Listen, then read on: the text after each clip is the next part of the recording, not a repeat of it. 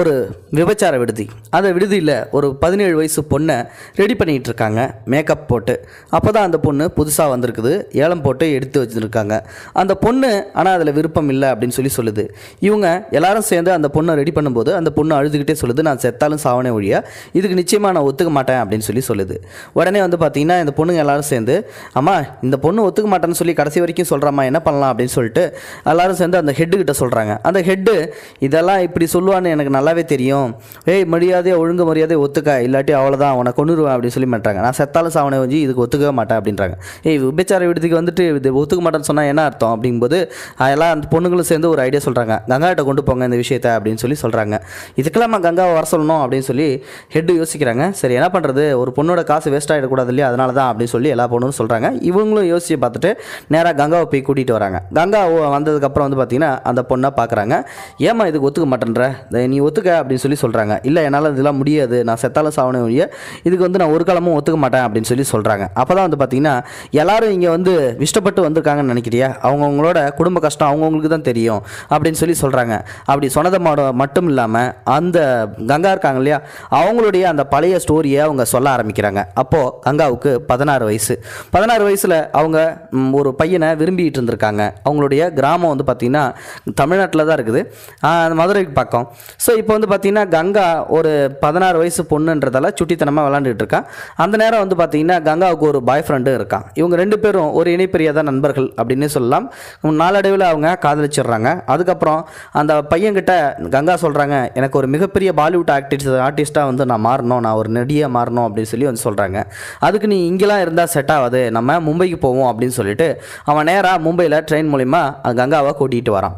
வந்ததுக்கப்புறம் ஒரு இடத்துக்கு கொண்டு போய் விட்டுட்டு அவன் கொஞ்சம் இங்கே இரு, நான் உனக்கு போயிட்டு ஏதாவது வாங்கிட்டு வரேன் அப்படின்னு சொல்லிட்டு சாப்பிட்றதுக்கு வாங்கிட்டு வரேன்னு சொல்லி அங்கேருந்து வெளியில் போயிடுறான். அதுக்கப்புறம் கங்கா ரொம்ப நேரம் வெயிட் பண்ணி பார்க்குறா, வரவே இல்லை யாருமே. அங்கே நிற்கிற பொண்ணுங்கள்லாம் அரக்குறை ட்ரெஸ்ஸோட நின்றுட்டு இருக்காங்க. அப்போ தான் பார்த்தீங்கன்னா அந்த பொண்ணுங்களோட ஹெட்டு ஒருத்தங்க வராங்க. கங்கா கிட்ட வந்த உடனே, ஏய் ஒழுங்கு மரியாதை நாங்கள் சொல்கிறது தான் இனிமேல்ட்டு கேட்கணும், அவன் போனவன்லாம் வரமாட்டான், அவன் உன்னை இங்கே விற்றுட்டு போயிருக்கான், உன்னை நான் காசு கொடுத்து வாங்கியிருக்கேன், இது அந்த மாதிரியான ஏரியா, இது ஒரு விபச்சார விடுதி, இனிமேல்ட்டு நீ இந்த ஏரியாவில் தான் இருந்தாகணும், நாங்கள் சொல்கிறதெல்லாம் நீ கேட்டு தான் ஆகணும் அப்படின்னு சொல்கிறாங்க. அதுக்கு நான் ஒரு காலமும் சம்மதிக்கவே மாட்டேன் அப்படின்னு சொல்லி கங்கா சொல்கிறாங்க.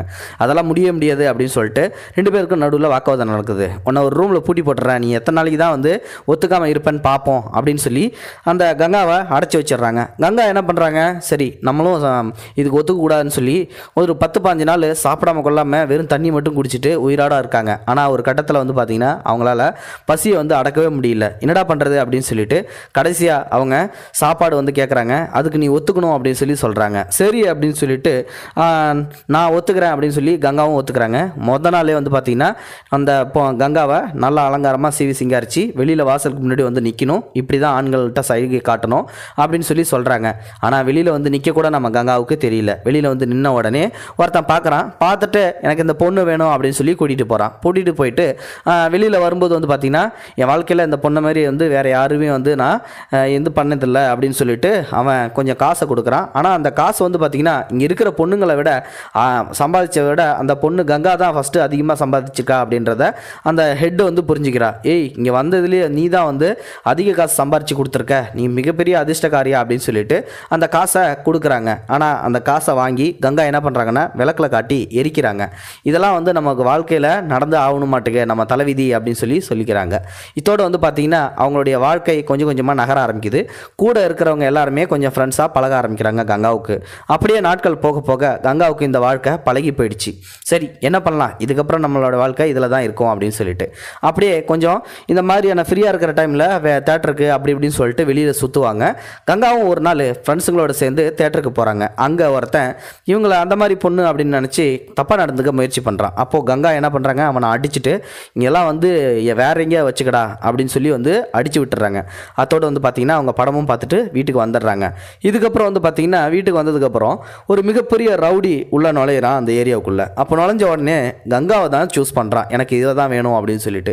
உடனே கங்காவை அவன் கூட உள்ளே அனுப்பிச்சி விட்றாங்க. அப்போது பார்த்தீங்கன்னா அவன் ரொம்ப மோசமாக நடந்துக்கிறான். இப்போ கங்காவோட உடம்பெல்லாம் கிழிக்க ஆரம்பிச்சிடுறான், ரத்தம்லாம் சொட்ட சொட்ட ரொம்ப ஆக்ரோஷமாக நடந்துக்கிறான். அதுக்கப்புறமா பார்த்தீங்கன்னா அவன் அங்கேருந்து போயிடுறான். அவனை பார்த்து எல்லாரும் பயந்து போகிறாங்க. கங்காவுக்கு உடம்புல நிறைய காயங்கள், இதனால் உடம்பு சரியில்லாமல் ஹாஸ்பிட்டலில் படுத்து கிடக்குறாங்க. சரி நீ கொஞ்ச நாளைக்கு ரெஸ்ட் எடுத்துக்க அப்படின்னு சொல்லிட்டு கங்காவோட ஹெட்டு சொல்லிட்டு சொல்கிறாங்க. சரின்னு சொல்லிட்டு கங்காவும் அப்படியே ரெஸ்ட் எடுக்கிறாங்க. இப்படியே வந்து பார்த்திங்கன்னா கங்காவோட உடம்பு கொஞ்சம் தேர ஆரம்பிக்குது. சரி, இதுக்கப்புறம் என்ன பண்ணலாம், நம்ம சோர்ந்து போயிடக்கூடாது அப்படின்னு சொல்லிட்டு கங்கா ஒரு முடிவு எடுக்கிறாங்க. நாம் போய் ரஹீமை போய் பார்ப்போம் அப்படின்னு சொல்லிட்டு கங்காவோட ஃப்ரெண்ட்ஸ் சொல்கிறாங்க. ரஹீம் தான் இதுக்கு சரியான ஆள் அப்படின்னு சொல்லிட்டு அடுத்த தடவை வந்தால் ரஹீம் தான் வந்து சொல்லணும் அப்படின்னு சொல்லி முடிவு பண்ணுறாங்க. அதே மாதிரி வந்து பார்த்திங்கன்னா முதல்ல போய் நம்ம ரஹீம் பாய்கிட்ட பேசி வைப்போம் அப்படின்னு சொல்லிட்டு நேராக ரஹீமை தேடி போகிறாங்க. அவன் ஒரு கள்ள சாராயம் வந்து விற்கிறவன். சாராயம் விற்கிறது அவனுடைய தொழிலே.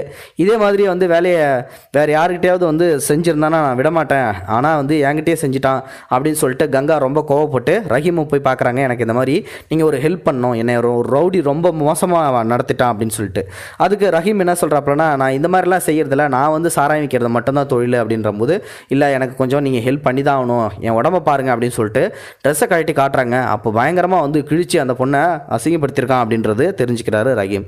சரி, நான் உனக்கு ஹெல்ப் பண்ணுறேன் அப்படின்னு சொல்லிட்டு ரஹீமும் ஒத்துக்கிறாரு. அதே மாதிரியே வந்து பார்த்திங்கன்னா கங்காவும் தன்னுடைய அந்த விடுதிக்கு போயிடுறாங்க. கொஞ்ச நாள் கழிச்சு அந்த மிகப்பெரிய ரவுடி இருக்கான் இல்லையா, அவன் வரான். வந்த உடனே வந்து பார்த்திங்கன்னா மறுபடியும் கங்காவை தான் சூஸ் பண்ணுறான். எல்லாரும் மறுபடியும் பயந்து போய் இன்றைக்கி என்ன ஆக போதோ தெரியலையே அப்படின்னு சொல்லிட்டு பயந்துட்டு நிற்கிறாங்க. ஆனால் அதுக்கு முன்னாடியே கங்கா வேற ஒருத்தன் வெளியில் நிற்கிறான். அவனுக்கு தகவல் சொல்லி அனுப்பிச்சுட்றாங்க. அதாவது ரஹீம் கிட்ட போய் சொல்லு, இந்த ரவுடி வந்திருக்கான் அப்படின்னு சொல்லிட்டு. கங்கா பயப்படாமல் உள்ளே போகிறாங்க. ஆனால் வந்து பார்த்திங்கன்னா கங்கா நினச்ச மாதிரியே ரஹீமும் அங்கே வராரு. 2 ஆளுங்களை அனுப்பிச்சி விட்டு அந்த ரவுடியை அடித்து இழுத்துட்டு வர சொல்கிறாரு. ரவுடியை அடித்து இழுத்துட்டு வந்ததுக்கப்புறம் வந்து பார்த்திங்கன்னா நம்மளால் முடிஞ்ச அளவுக்கு அடிப்போம் அப்படின்னு சொல்லிட்டு ரஹீமும் நல்லா அடித்து விட்டுறாரு. அப்புறம் அங்கேருந்து போயிடுறாங்க. அந்த ரவுடி அடிபட்டு கிடக்கிறான் கீழே. கங்காவுக்கு சம கோவம், என் உடம்பே குத்தி கிழிச்சல்லடா, இது எல்லாத்துக்கும் உனக்கு ஒரு பாடமாக இருக்கட்டும் அப்படின்னு சொல்லிட்டு அவன் மெஞ்சு மேலே ஏறி உட்காந்து பயங்கரமாக அடின்னு அடிச்சு விட்டுறாங்க. இங்கேருந்து ஓடி போயிடுறா, இதாண்டா உனக்கு கிடச்சிது அப்படின்னு சொல்லிட்டு. இதுக்கப்புறம் வந்து பார்த்திங்கன்னா கங்கா மேலே ஒரு நம்பிக்கையே வந்துருச்சு அந்த ஹெட்டுக்கு கொஞ்சம் உடம்பு சரியில்லை. அப்போ வந்து பார்த்திங்கன்னா அங்கே இருக்கிற கணக்குள்ள கேட்குறாரு, நீங்கள் உடம்பு சரியில்லாமல் இப்போ படுத்துருக்கீங்க, உங்களுக்கு அப்புறம் இந்த விடுதி யார் பார்த்துக்கிறது அப்படின்னு சொல்லி வந்து கேட்கும்போது கங்கா தான் இதுக்கு சரியான ஆள் அப்படின்னு சொல்லிட்டு கங்காவை சூஸ் பண்ணி சொல்கிறா. அவள் யதார்த்தமாக தான் வந்து கங்கா அந்த இடத்துக்கு வருவா. அப்போ வந்து பார்த்திங்கன்னா இந்த ஹெட்டு சொல்கிறத பார்த்தோன்னே சரி நமக்கெல்லாம் இது செட் ஆகாதுன்னு சொல்லிட்டு கங்கா ஒரு வாரமாக போயிடுவா. ஆனால் அந்த ஹெட்டு சொன்ன மாதிரியே அடுத்த நாளே அந்த ஹெட்டு இறந்துருவாங்க. அதுக்கப்புறம் வந்து பார்த்திங்கன்னா அங்கே உள்ள பொண்ணுங்க எல்லாருமே ஹெட்டு சாகும்போது ஒன்றா தான் சொன்னாங்க, கங்கா நீ தான் இந்த இடத்த வந்து பார்த்துக்கணும் அப்படின்னு சொல்லிட்டு. அதுக்கப்புறமா வந்து பார்த்திங்கன்னா கங்காவுக்கும் மனசில் தோணுது. கங்கா அந்த இடத்துக்கு போகிறா. அவள் அந்த ஹெட்டு வச்சுருந்த அந்த சாவியை, ரூம் சாவி எல்லாத்தையும் எடுக்கிறா. அப்போ வந்து பார்த்திங்கன்னா ஒரு போலீஸ்காரன் வரான். வந்த உடனே எங்களுக்கு மாமூல் கொடுக்கணும் அப்படின்னு சொல்லி சொல்கிறான். அவனுக்கு போலீஸுக்கு மாமூலை கொடுத்துட்டு கங்கா கம்பீரமாக திரும்பி பார்க்குறாங்க. இந்த இடத்துக்கு நாம தான் சரியான ஆள் அப்படின்னு சொல்லிட்டு அந்த இடத்துல மெயின்டைன் பண்ணுறாங்க. இப்போ தான் கங்கா அவளுடைய வாழ்க்கையை சொல்லி முடிக்கிறாங்க அந்த சின்ன பொண்ணுகிட்ட. ஃபஸ்ட்டு சொன்னேன் இல்லையா, அந்த பொண்ணு ஒத்துக்க மாட்டேன்னு சொல்லி பிடிவாதம் பிடிச்சாலே அந்த பொண்ணுகிட்ட இப்படி தான் நான் அந்த இடத்துக்கு வந்தேன் அப்படின்னு சொல்லிட்டு. அப்போ வந்து பார்த்தீங்கன்னா இந்த உனக்கு 2 சாக்லேட் தரேன், இந்த சாக்லேட்டில் வந்து ப்ளூ கலர் ரெட் கலர், இதில் எந்த சாக்லேட் உனக்கு பிடிச்சிருக்குதோ நீ வந்து பிடிச்சிருந்ததுன்னா ரெட் கலர் எடு, பிடிக்கலன்னா வந்து ப்ளூ கலர் எடு அப்படின்னு சொல்லி சொல்லுவாங்க. பிடிக்காத சாக்லேட் தான் அந்த பொண்ணு எடுக்கும். இப்பயும் வந்து நீ பிடிக்கல அப்படின்னு சொல்லி சொல்கிறேன்னா சரி உன்னை இனிமேல் என்னால் கம்பல் பண்ண முடியாது, ஏமா இங்கே வாமா ஒரு நிமிஷம், இந்த பொண்ணை நீ எவ்வளோ ஏலம் கொடுத்து வாங்கினியோ அதை விட 10 மடங்கு காசு நான் உனக்கு தரேன், இந்த பொண்ணு என்கிட்ட குட்டுரு அப்படின்னு சொல்லி சொல்கிறாங்க. சரின்னு சொல்லி அந்த ஹெட்டு வந்து ஒத்துக்கிறாங்க. கங்கா அந்த பொண்ணை வீட்டுக்கு கூட்டிகிட்டு வராங்க. தங்களோட இடத்துக்கு கூட்டிகிட்டு வரும்போது இதெல்லாம் வந்து தேவையா உனக்கு, ஏன் இந்த மாதிரி ஆட்கள்லாம் கூட்டிகிட்டு வர, இது தொழில் செய்கிற இடம், இங்கே வந்து பாவம் பண்ணிலாம் பார்க்கக்கூடாது அப்படின்னு சொல்லி சொல்கிறான். உங்களுக்கு ஒன்றும் தெரியாது, என் இடத்துல வந்து நான் இங்கே வந்து வந்தப்போ எப்படி இருந்தானோ அதே நேரத்தில் தான் இந்த பொண்ணு இருக்கா அப்படின்னு சொல்லி ஒரு வாரமாக உட்கார வச்சிடறாங்க. இந்த பொண்ணுக்கு யாரும் எந்த தொந்தரவும் கொடுக்கக்கூடாது அப்படின்னு சொல்லிட்டு. இதுக்கப்புறம் வந்து பார்த்திங்கன்னா கங்கா அங்கே அங்கே கூட இருக்கிற ஃப்ரெண்ட்ஸுக்கு எல்லாத்துக்குமே வந்து பார்த்திங்கன்னா நல்ல ஒரு அன்போடையும் பண்போடையும் பராமரிப்போடையும் இருப்பா. அதோட உங்களுக்கு குடும்பம் இருக்கு இல்லையா, அதுக்கு செலவுக்கு காசும் நல்லா கொடுப்பா. அதனாலே கங்காவை எல்லாத்துக்கும் பிடிக்கும். இப்போது கங்கா என்ன பண்ணுறா, எல்லாத்துக்கும் ட்ரெஸ்ஸு தைக்கணும் அப்படின்னு சொல்லிட்டு ஒரு டைலரை வர வைக்கிறாங்க. அந்த டைலர் பையனும் வரான். கங்காவோட சேர்த்து எல்லா ஃப்ரெண்ட்ஸுங்களுக்கும் ட்ரெஸ்ஸு தைக்கிறான். இப்போது அந்த டெய்லர் பையனுக்கும் கங்காவுக்கும் கொஞ்சம் மிங்கிள் ஆகுது. கங்காவும் அந்த டெய்லர் பையனும் கொஞ்சம் நெருங்கி பழக்க ஆரம்பிக்கிறாங்க.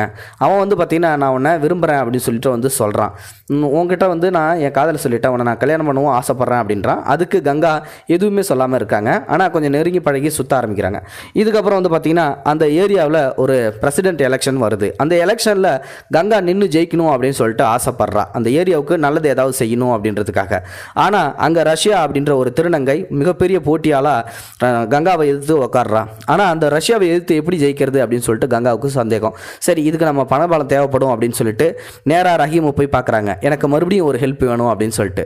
நீ தான் இங்கே இருக்கிறதுலே இப்போ பெரிய ஆளாக ஆகிட்டியாட்டுக்கு, என்னோட ஹெல்ப்லாம் உனக்கு தேவைப்படாது அப்படின்னு சொல்லிட்டு ரஹீம் அங்கேருந்து ஹெல்ப் பண்ணாமல் அமுச்சு விட்டுறாரு. ரஹீமோட ஹெல்ப்பும் நமக்கு கிடைக்கலையே, என்ன பண்ணலாம் அப்படின்னு சொல்லி யோசிக்கிறாங்க. ரஷ்யா என்ன பண்ணுறாரு, ஒரு நாடகத்தை வந்து போடலாம், அதனால் வந்து மக்களை ஈர்த்து நம்ம எலெக்ஷனில் ஓட்டு போட வைக்கலாம் அப்படின்னு சொல்லிட்டு நாடகம் போடுறாரு. ஆனால் நாடகத்தை விட சினிமா இன்னும் நல்லாயிருக்கும், ஒரு நல்ல நல்ல படம் போட்டால் நல்லாயிருக்கும்னு சொல்லிட்டு கங்கா முடிவு பண்ணி ஒரு மிகப்பெரிய ஸ்க்ரீனில் தேட்டரில் படம் ஓட்டுற மாதிரி ஓட்ட ஆரம்பிக்கிறா. அவளுக்கு தான் கூட்டம் அதிகமாகுது. இதை பார்த்தா நம்ம ரஷ்யா செம்மையாக கோபம் அடைஞ்சிடறான். ஆனால் அதுக்கு முன்னாடியே வந்து பார்த்தீங்கன்னா நம்ம கங்கா எலெக்ஷனில் ஸ்டார்டிங்கில் நிற்கும்போது ரஷ்யா நேராக போய் மிரட்டிட்டு வருவான்.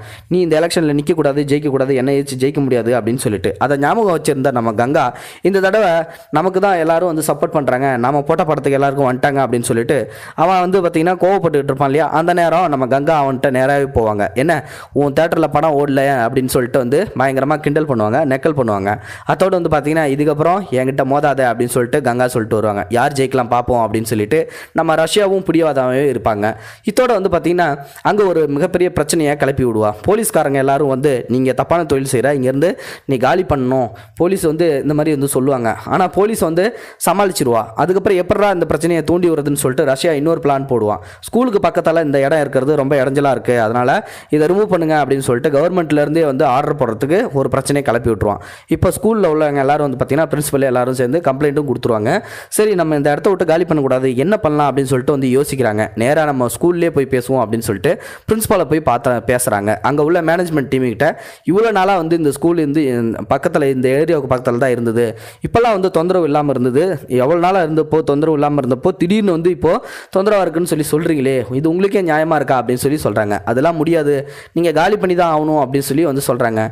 அப்படின்னு சொல்லும்போது அங்கே ஒரு ப்ரெஸ் காரரும் வந்திருந்தார். அந்த மீடியா பர்சன் வந்து பார்த்தீங்கன்னா கங்கா பேசுனது எல்லாத்தையும் பார்த்துட்டு ரொம்ப பிடிச்சி போய் கங்கா கிட்ட தனியாக போய் பேசுகிறான். நீங்கள் சொன்ன விஷயங்கள் எல்லாமே கொஞ்சம் நல்லா தான் இருக்குது, ஸ்கூல் வந்து ரொம்ப நாளாக இருக்குது, ஆனால் இப்போ உங்களை எலெக்ஷனில் நிற்கக்கூடாதுன்றதுக்காக தான் இதுமாதிரி பண்ணுறாங்க, உங்களுக்கு ஏதாவது ஹெல்ப் வேணும்னா சொல்லுங்கள் அப்படின்னு சொல்லும்போது இப்போது தன்னுடைய வாழ்க்கையில் நடந்த அத்தனை தருணங்களையும் அந்த மீடியா பர்சன்ட்ட சொல்லுவா கங்கா. கங்காவோட வாழ்க்கை வரலாற அப்படியே ஒரு மீடியாவில் ஆர்டிக்கலாக வந்து எழுதிடுவான் அந்த மீடியாக்காரன். எழுதுனதுக்கு அப்புறம் வந்து பார்த்திங்கன்னா இந்த விஷயம் நிறைய வைரலாக பரவ ஆரம்பிச்சிடும். நிறைய பரவ ஆரம்பித்ததுக்கு அப்புறம் வந்து பார்த்தீங்கன்னா மீட்டிங்ஸ் எல்லாம் போடுவாங்க. அப்போ கங்கா வந்து பார்த்தீங்கன்னா பிரச்சாரம் பண்ணும்போது கங்காவுக்கு நல்ல சப்போர்ட்டும் இருந்துச்சு. இதுக்கப்புறமும் வந்து பார்த்தீங்கன்னா இந்த பிரச்சனை இதோட தீரல. இந்த கங்காவோட ஆர்டிக்கல் பிரதமருக்கே நேராக போயிடுச்சு. அப்போ உள்ள பிரதமர் கங்காவை நான் நேரில் பார்க்கணும் அப்படின்னு சொல்ல உடனே கங்காவும் வந்து பார்த்தீங்கன்னா அதுக்கான அப்பாயின்மெண்ட் வாங்கிட்டு நேராக பிரதமரை போய் பார்க்குறாங்க. அப்போ பிரதமராக இருந்தவர் நேரு தான். நேரு அவங்களை கூப்பிட்டுட்டு உங்களோட பிரச்சனைக்கு நீ சீக்கிரம் வந்து நான் தீர்வு காணுவேன், நீங்கள் இந்த எலெக்ஷனில் வின் பண்ணணும் அப்படின்னு சொல்லும்போது நேருவே போய் பாட்டு வந்ததுக்கப்புறம் வந்து பார்த்தீங்கன்னா கங்கா வீட்டுக்கு வந்தது உடனே லோக்கலில் உள்ள கட்சிக்காரங்க எல்லாரும் நீங்கள் எங்கள் கட்சிக்கு வந்துருங்க அப்படின்னு சொல்லுவாங்க. ஆனால் முடியாதுன்னு சொல்லி கங்கா சொல்லிடுவாங்க. மக்கள் சப்போர்ட்டு இன்னும் பெருக ஆரம்பிச்சிடும். நேரிலேயே வந்து போயிட்டு பிரதமரை மீட் பண்ணிட்டு வந்துட்டாங்க அப்படின்னு சொல்லிட்டு கங்காவை அந்த எலெக்ஷனில் எல்லாரும் ஓட்டு போட்டு ஜெயிக்க வச்சுருவாங்க. கங்கா ஜெயிச்சதுக்கப்புறம் அந்த ஏரியாவுக்கு நிறைய நல்லதுகளை செய்ய ஆரம்பிச்சிருக்கா. அதுக்கப்புறம் கங்காவுடைய பேர் அந்த ஏரியா ஃபுல்லாக நல்ல ஒரு பேராக விளங்க ஆரம்பிச்சிது.